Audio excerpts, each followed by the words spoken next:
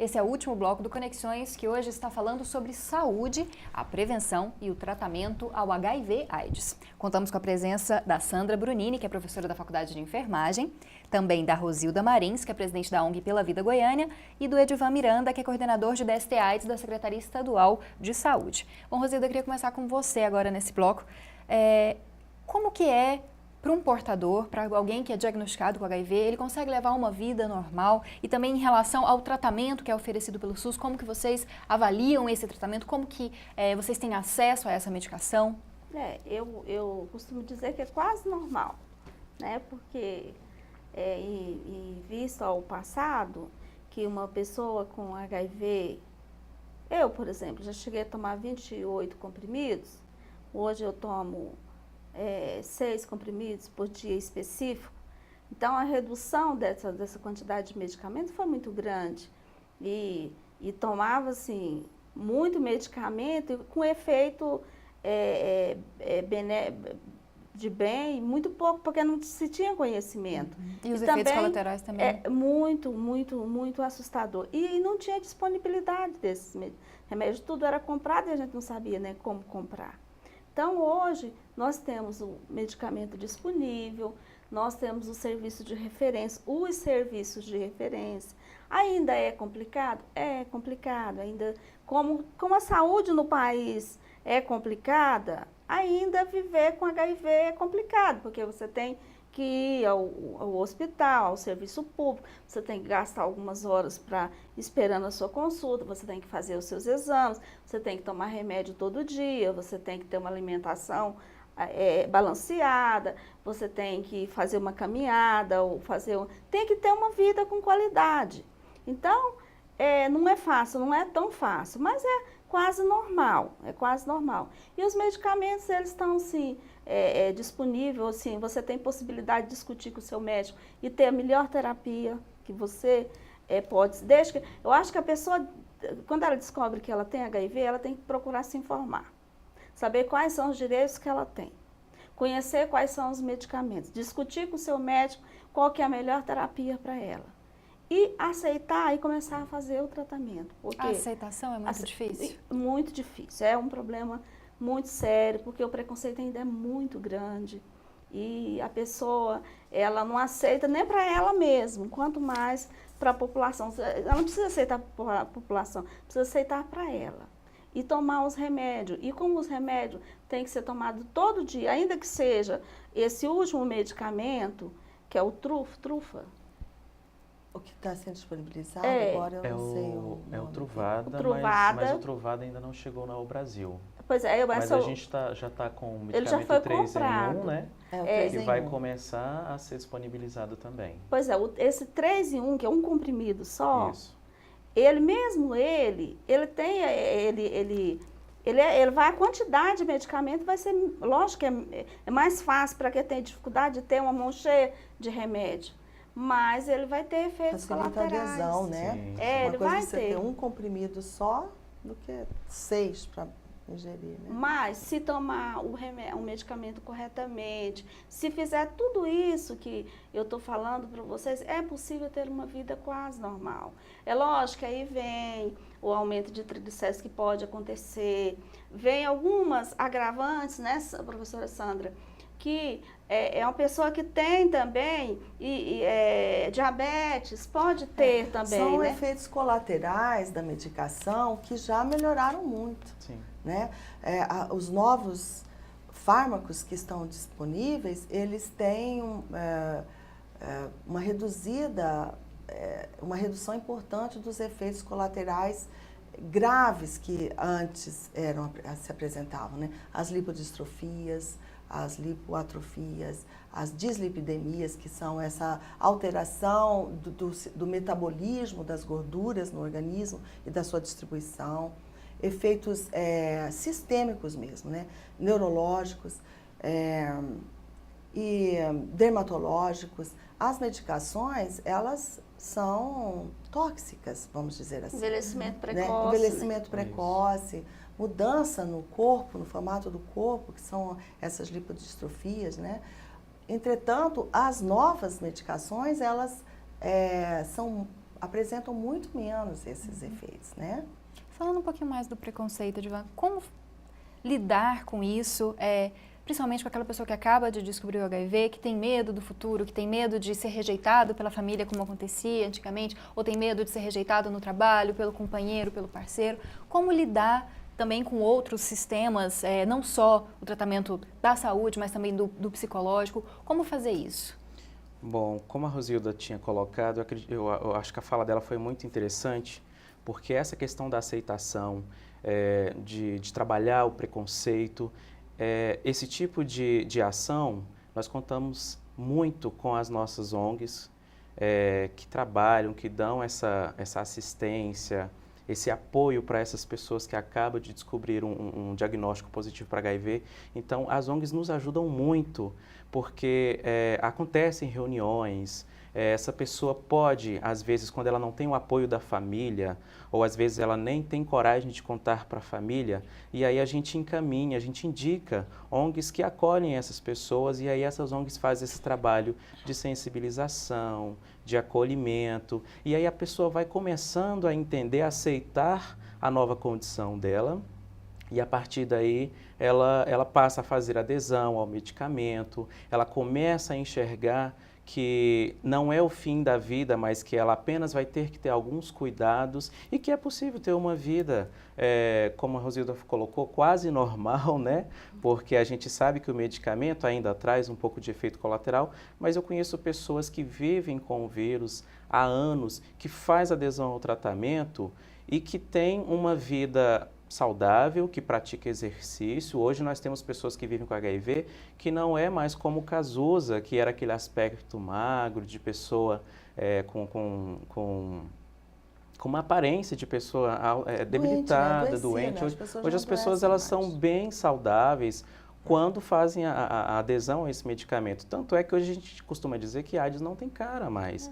Hoje uma pessoa magra, gorda, bonita, feia... Você tem atleta contaminado, você tem... Várias pessoas podem estar com o vírus, né, advogado, você tem médico, você tem... Tá escrito, mas as pessoas costumam não se assumir mais como antigamente se fazia. Assumir uma bandeira como Cazuza.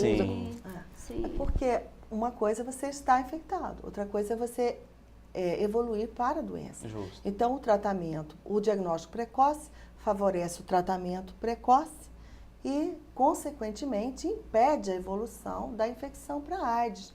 Então, você não tem mais, não deveríamos mais ter tantos casos de AIDS como, infelizmente, ainda temos. É uma questão que, assim, eu acho que a gente precisa falar ainda nesse programa, que, por exemplo, aqui em Goiás, num trabalho que nós fazemos há vários anos, um estudo de coorte, usando os pacientes, os prontuários do hospital de referência, nós percebemos que 60% dos indivíduos que são atendidos ali pela primeira vez, eles chegam com AIDS. Se nós considerarmos que é um hospital de referência, que para lá, então, a pessoa vai, quando ele pode estar fazendo acompanhamento ambulatorial em uma outra unidade, em uma outra cidade, e vem para esse hospital somente quando o caso dele se agrava, então você pensa, bom, ele entrou ali porque quando ele se agravou. Mas quando eu faço uma limpeza desses dados e vejo assim a data do diagnóstico dessa pessoa, quando ele se descobriu, quando foi feito o teste HIV nele, então eu tiro esses 60%, consigo reduzir aí para 20%, continuo aí com 40% de indivíduos que são atendidos pela primeira vez com HIV e AIDS, ou seja, ele entra no sistema porque ele já está doente. Então é isso que nós precisamos combater. Não é que o diagnóstico seja feito antes. Lógico, porque toda uma tecnologia de diagnóstico fluido oral, diagnóstico teste rápido, você faz uma gotinha de sangue, você faz 4 exames. Nós não podemos permitir, resultado imediato, que né? as pessoas, né, então, Sandra? como é que as pessoas ainda hoje se descobrem quando já estão doentes? Então, ela não vai usufruir dos benefícios de medicação, dos benefícios de terapia precoce. Por exemplo, eu tive um resultado de um caso de uma jovem de 25 anos que teve morte súbita e só depois, agora 5 meses depois que recebeu o diagnóstico dela, morreu de AIDS. Morte súbita por falta de diagnóstico. Então, é uma coisa que vai acontecer muito se as pessoas não procurarem o serviço, sendo que isso não tem necessidade. Se tiver um diagnóstico precoce, e aí, assim, a gente realmente precisa sensibilizar as pessoas para a importância de fazer o exame. É difícil? É. Eu não vou falar que é fácil fazer um exame como esse, mas é a melhor forma. A gente não adianta a gente ficar fugindo. Fugir é pior. Fugir é dar a possibilidade de adoecer.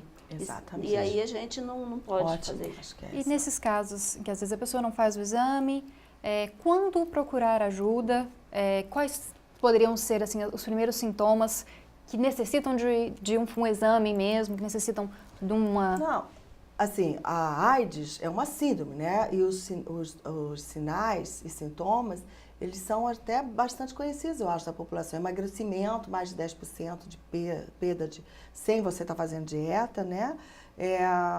Queda de cabelo, febre, falta de apetite. Sarcoma de Kaposi, né? As manchinhas na manchas pele. no corpo, mas principalmente tuberculose, por exemplo, né? Pneumonia. Hoje é principalmente no nosso estado, no Brasil, a porta de entrada para os doentes de AIDS é a tuberculose. Quer dizer, a pessoa está com uma tuberculose, vai fazer o teste, tem HIV, na verdade já tem AIDS. Então, isso é absolutamente desnecessário no mundo atual, com tantos recursos de diagnóstico, com tantos recursos de tratamento, com tanta mídia, que a pessoa adoeça. Isso significa que ela estava há 7, 10 anos infectada, como eu disse no início, né?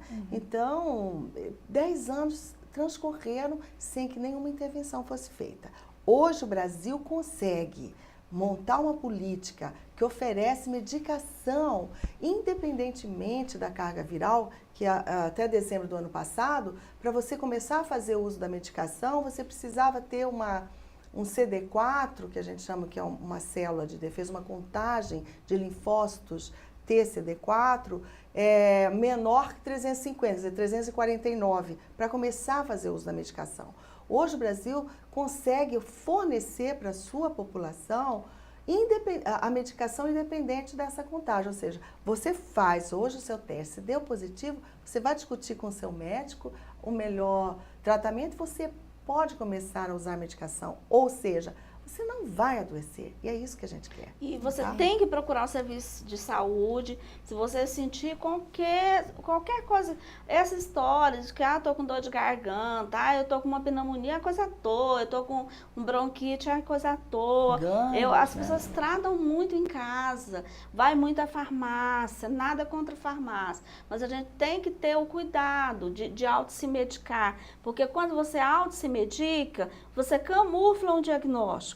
Então, acho que é extremamente importante você ir ao serviço de saúde, você passar por uma consulta, realmente relatar seu histórico, se transou sem camisinha, não importa se é 1, 2 ou 3 vezes, foi uma única vez o suficiente, e pedir para fazer o exame. A gente tem o Centro de Testagem e Sorologia Anônima, que é um local onde as pessoas podem fazer o exame, que é atrás da rodoviária.